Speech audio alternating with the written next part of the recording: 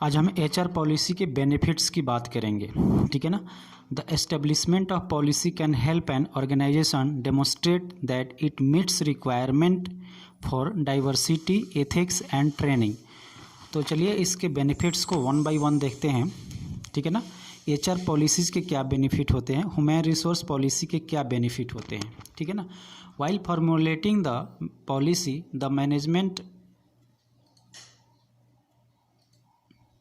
While formulating the policies, the management should give a deep thought to the basic needs of both the organization and employees, ठीक है ना।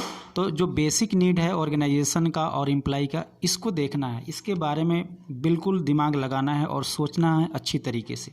The management must give full consideration to the prevailing practices in the organisation, और जो prevailing practices है, जो चीज़ चल रहा है उसको भी कंसीडर करना है, और जो बेसिक रिक्वायरमेंट है ऑर्गेनाइजेशन की उसको भी ध्यान में रखना है। Establish policy ensure equal treatment of all employees. तो पॉलिसी जो है ना, बायस नहीं होना चाहिए, डिस्क्रिमिनेशन नहीं होना चाहिए पॉलिसी के अंदर में, ये इक्वल ट्रीटमेंट करना चाहिए सबको, है ना, सबको बराबर देखना चाहिए। There should not be any discrimination, और हमारे कॉन्स्टिट्यूशन में भी डिस्क्रिमिनेशन की बात नहीं की जाती है ना। We are against the discrimination, it deals in the article 15। Okay, तो चलिए हम अपने टॉपिक पे आते हैं। Establish policy ensure equal treatment of all employees throughout the organisation, चाहे कोई भी हो। Okay, favouritism and discrimination are minimise, तो इसको कम करना है, मिनिमाइज का इसको ख़त्म ही करना है, ऐसा नहीं होना चाहिए। पॉलिसीज प्रोमोट स्टेबिलिटी, तो पॉलिसी क्या है, क्यों बनाया जाता है, क्योंकि अगर किसी भी ऑर्गेनाइजेशन में स्टेबिलिटी चाहिए तो पॉलिसी चाहिए, है ना, ठीक है ना। एक स्टेबिलिटी के लिए पॉलिसी चाहिए ही चाहिए। Though the top management people change, retire and resign, even then the people maintain stability in application of policy.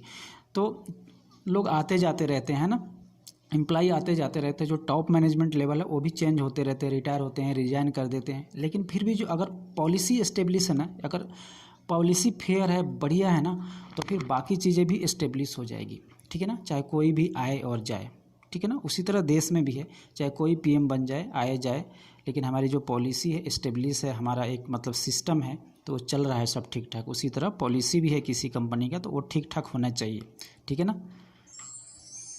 उसके बाद में the policy serve as the standard of performance, कोई भी एम्प्लॉई का कैसे परफॉर्मेंस उसको मेजरमेंट किया जाएगा, तो ये पॉलिसी के द्वारा उसको मेजरमेंट किया जाता है ना।